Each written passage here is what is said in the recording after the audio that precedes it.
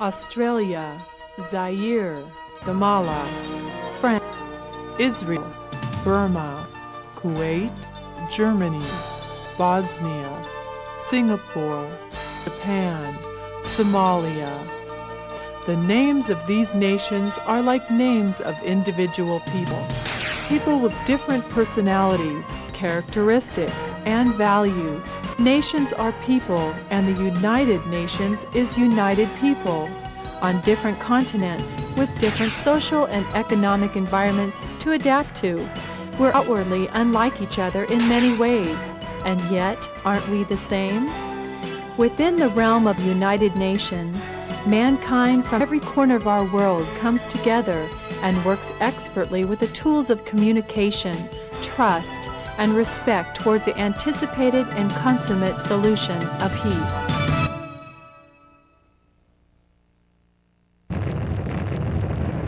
It was, they said, the war for democracy, the war to end all war. After 4 years of Holocaust and torment, the world was screaming out its revulsion to war. 3 nations joining together to keep the peace and advance the good. Yet the clouds of war were plain, far-seeing men. Il popolo italiano salterebbe con un solo uomo in piedi.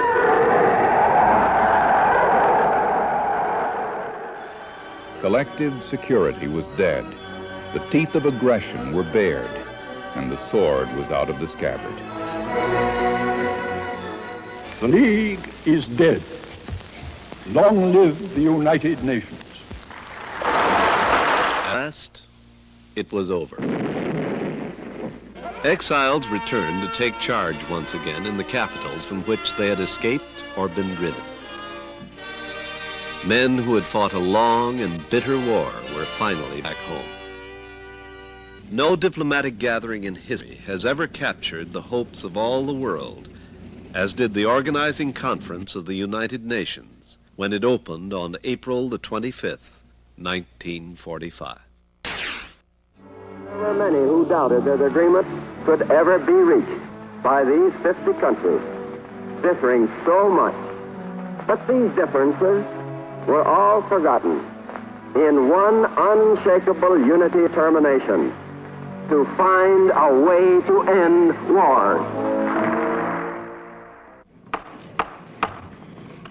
The meeting is called to order. Ladies and gentlemen, it is a generation later. In New York, President of the General Assembly is now the son of Karl Hambro, the man whose gavel brought the League to an end. Today, Edvard Hambro is in the chair at a meeting of Nobel Prize winners, and one of them is a man whose eyes had seen it all, the entire life cycle of the League and the first quarter century United Nations, Philip Noel Baker. Those who said more armaments would make their nations safe only led their nations to disasters never dreamed of in human history before. Aggressive wars in Manchuria, in the Chaco, in Abyssinia, in Spain, the League's collapse, Munich, the Second War. The Second War, with 17 million soldiers killed in battle, 6 million Jews gassed to death, 6 million Poles massacred by firing squads, more than 50 million human beings who lost their lives. The burning of Hamburg, of Dresden, of Tokyo, scores of thousands of little children who ran around like human torches in those hellish conflagrations till they died. The oldest fallacy in any language: if you want peace, prepare for war. How much more so those who today put their faith in nuclear bombs. The truth is that the armaments themselves now create the danger against which they are supposed to guard. The search for a way to control those arms and those emotions still goes on. The nations still send their delegates to New York and also to Geneva to work for peace. Some say there are better ways to tame the beast within us. Some have visions and dreams of a peaceful planet in a golden age. But those who must work for peace with their eyes open know that this is as close as we have come. A family in Cyprus. A war in Texas. Children in Asia. Many places, many people, many lives. I greet you in the name of the heroic struggle of our people. They don't know each other. They will probably never meet. They share so much in common with all of us. At work, at play, we cherish a hope for prosperity and happiness, and above all, for peace.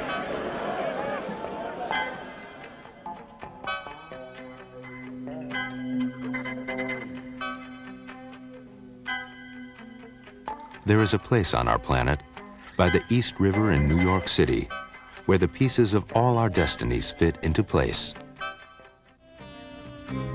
Take a simple thing like sending a letter to a foreign country. It's only possible because people sat down and agreed to rules. In this, as in so many other aspects of human affairs, nation must talk to nation. This was the spirit that lay behind the founding of the United Nations at the end of the Second World War. The founding nations sought to build a new and better world, where disputes could be settled by peaceful means, a place where nations could agree on how to share the bounty of our earth more fairly. To this end, the founders wrote a charter setting out the aims of the United Nations.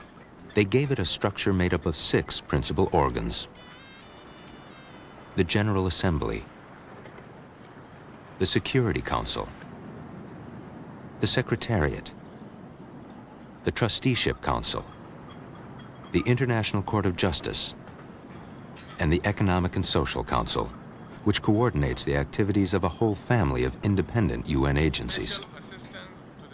Today, almost all nations on Earth meet in the General Assembly. They do so on the basis of sovereign equality, with each country, large or small, rich or poor, having one vote. The Assembly is not a world parliament.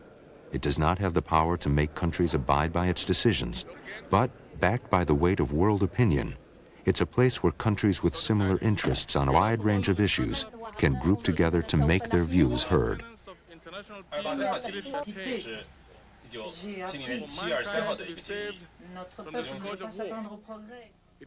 In this hall, thousands of resolutions, treaties, and conventions have been agreed upon. The debates here, the town meeting of the world, have broadened all our horizons and set new standards to be fought for. That no country should remain a colony or be occupied by force. That apartheid is a crime. That human rights are for all, including women and children. And that everyone has a right to development, especially in the poorer parts of the world. This right to economic and social development is linked to all other rights, for development can only be achieved in a climate of justice and equality, and most importantly, peace. Leading the world toward disarmament, therefore, has been one of the main tasks of the Assembly.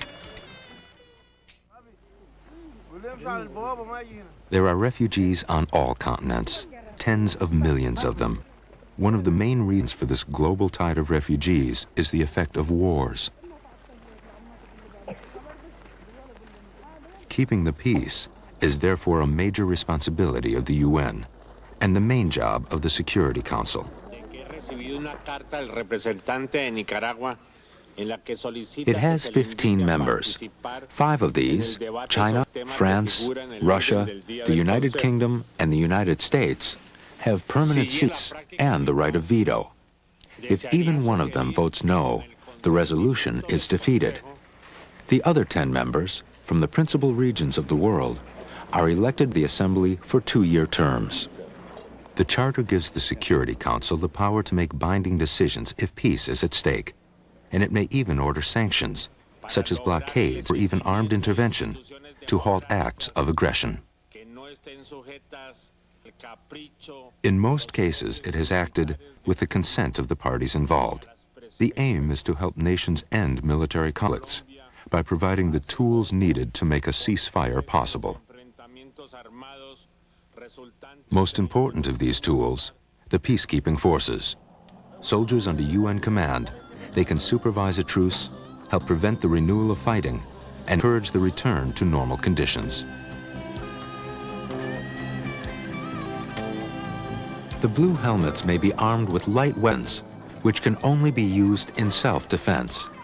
They have served in Africa, Middle East, Europe, Central America, and Asia. Peacekeeping is a highly visible job. Less publicized is peacemaking, the painstaking behind-the-scenes work of quiet diplomacy that seldom makes headlines. The UN seeks to prevent fighting before it breaks out, or to see whether contending parties are ready to end hostilities. The Security Council may call for negotiations to resolve differences, or the Secretary General may use his good offices to settle disputes. The Secretary General, the main diplomatic figure of the UN, with almost unlimited responsibilities, but very little practical power. It has been called the most impossible job in the world. Even the place names on the world's maps are standardized by a United Nations body. There are many responsibilities of the UN system that never get the limelight. The Secretariat of the United Nations carries out much of this anonymous work. Another major responsibility of the Secretary General, it's an army of international civil servants, men and women, drawn from all countries who keep the wheels of international cooperation turning.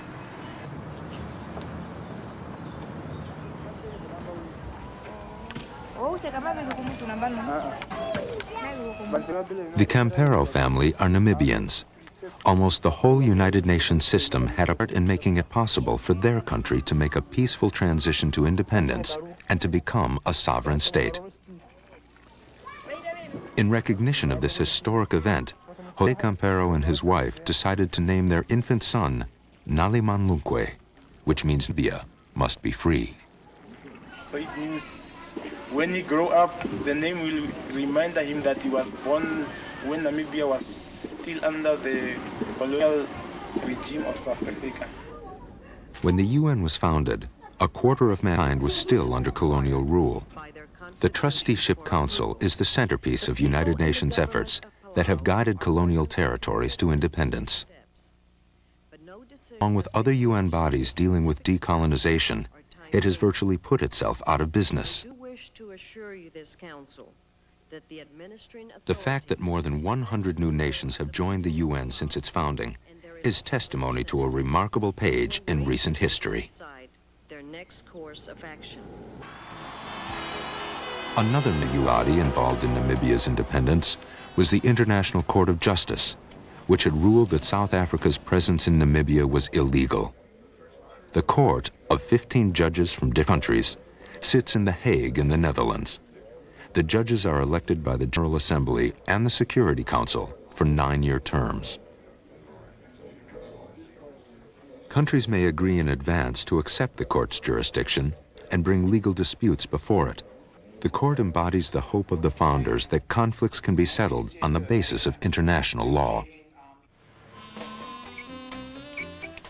There are few human activities that are not reflected in the work of the United Nations.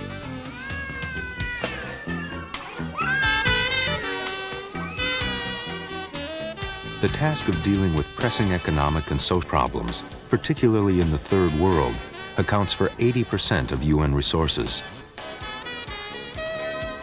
This work is coordinated by the Economic and Social Council.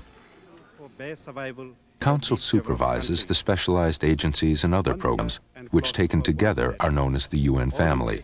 Many, like UNICEF, the UN Children's Fund, and WHO, the World Health Organization, are household names. Others are less well known, but are equally important in their own spheres. Their common aim is to fight poverty, hunger, disease, and ignorance by encouraging international cooperation and to assist poor countries by helping them to stand on their own feet.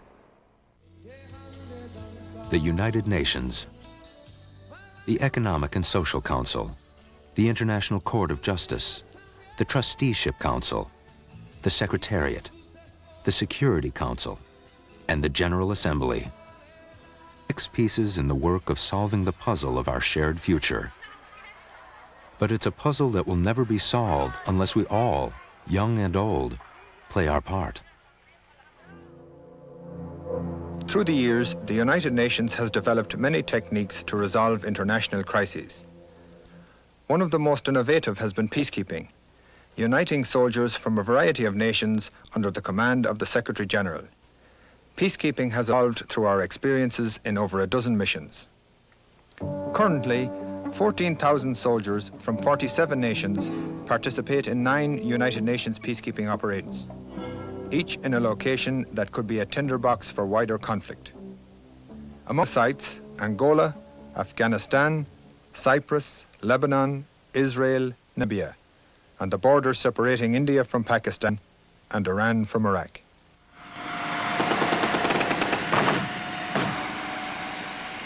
Iran and Iraq fought a catastrophic and costly war for almost 8 years, until in 1988 the United Nations arranged a ceasefire.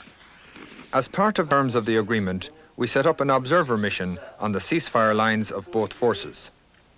Let me point out that the United Nations does not go anywhere it isn't wanted.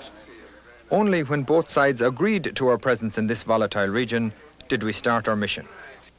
The Secretary General, whose determination was instrumental in achieving a ceasefire, was also responsible for the implementation and direction of the new operation.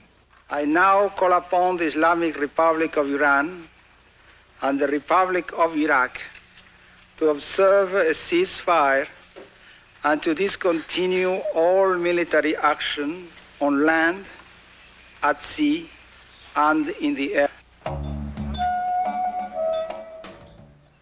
At the outset, high visibility is critical to establish our presence in an area. Although we wear the uniforms of our home nations and serve in the units from our own countries, you can recognize United Nations soldiers by our distinctive blue berets and helmets.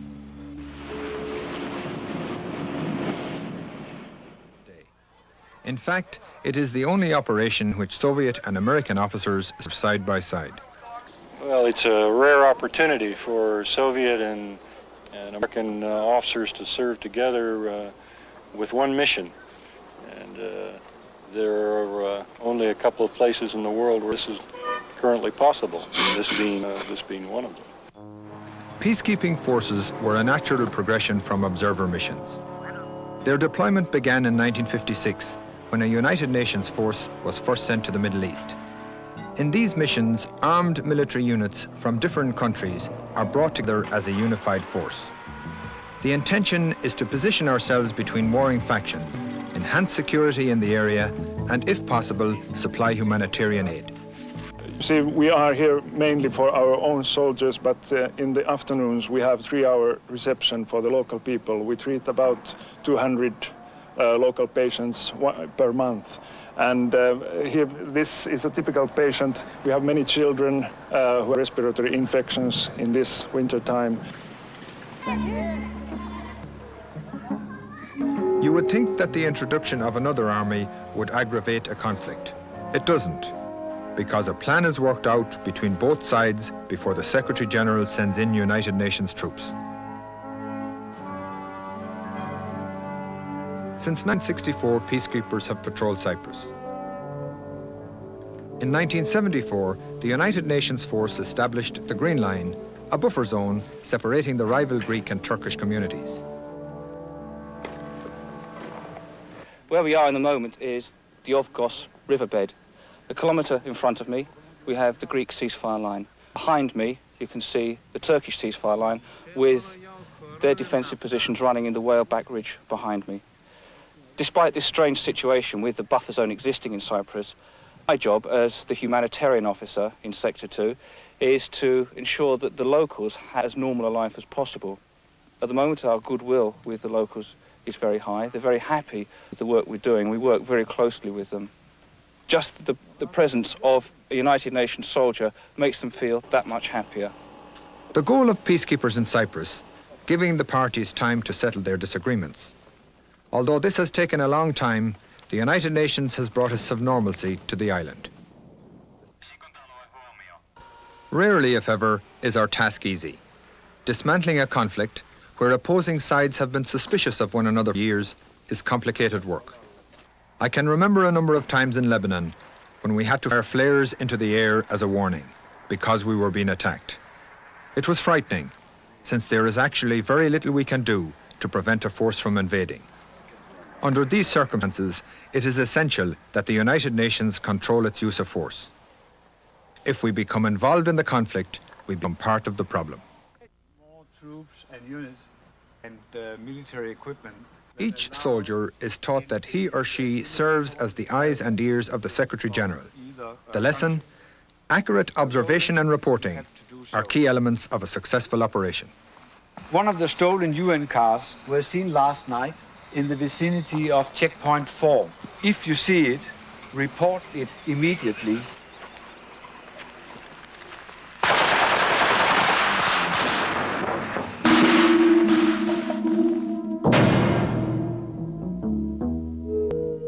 When you accept this challenge, you also accept the risk. A Fijian checkpoint near Tyre in Lebanon. The driver tried to force his way through the checkpoint. We stopped it there, right there where the sentries are. And a couple of seconds later, it just blew up.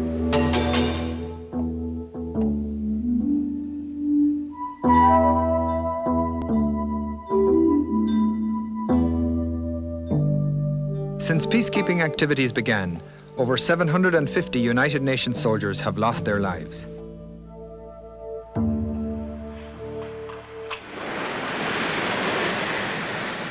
On this day, a contingent of my own countrymen returned home from Lebanon. 4 members of this unit were killed while serving as peacekeepers. Commandant Martin Clun of the Defence Forces of Ireland. It's a very dangerous job. We realise this when we go there. When you arrive in Lebanon, you get into uniform, and you get out of uniform when you leave.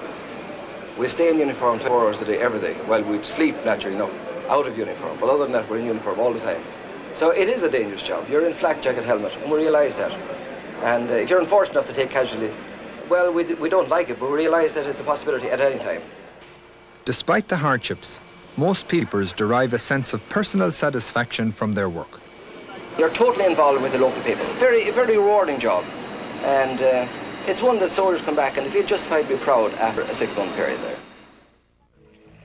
General Prem Chand of India is the force commander of the Namibian operation. As I always tell my officers and men, the thing they have to do is to understand the conditions in the country and why is there a problem. And there are always 2 sides to it, or even more sides to it, to understand why people are not getting together for a second. And only then can they be really in a position to do their bit to sort out problems that come. One of the proudest moments of my life came in 1988, when all United Nations peacekeepers since 1948 were awarded the Nobel Peace Prize. I can remember the sense of satisfaction I felt standing in this room, the General Assembly, when Secretary-General Javier Pérez de Cuellar announced the news. We were finally being recognized after 40 years of peacekeeping. The depth of my satisfaction that day and the memories of all those who gave their lives in the cause of world peace will never leave me.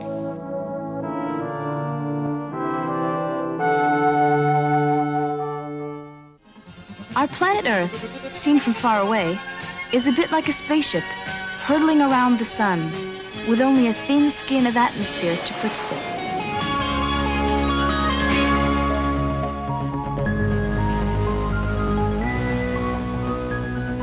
On this spaceship are some 160 countries or nations, each with its own government.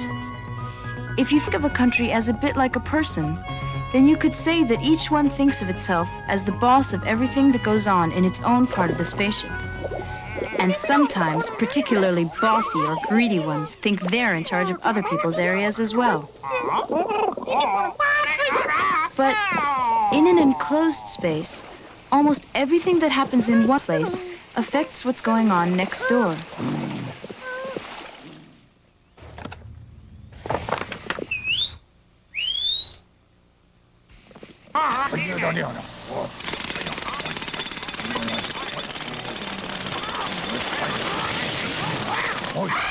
In people, greediness and a lack of consideration for others can lead to quarrels.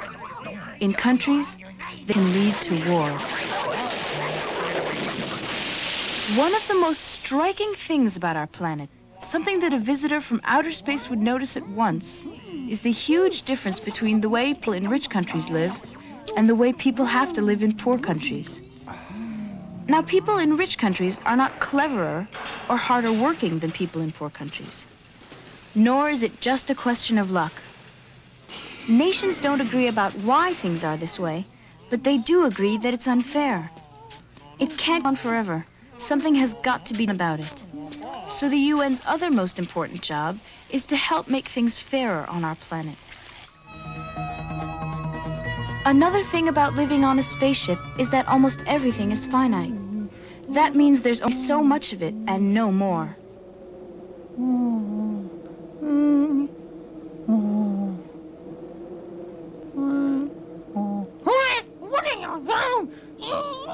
We could easily run out of some very important things soon, and in some places we're getting very overcrowded.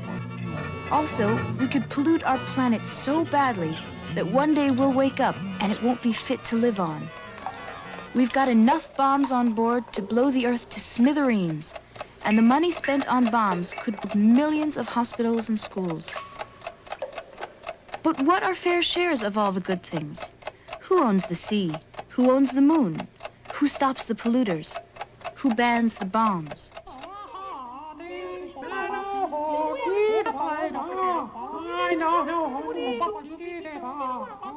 If the UN succeeds in making things fairer, then its other job, keeping the peace, will be easier because there won't be so much to quarrel about.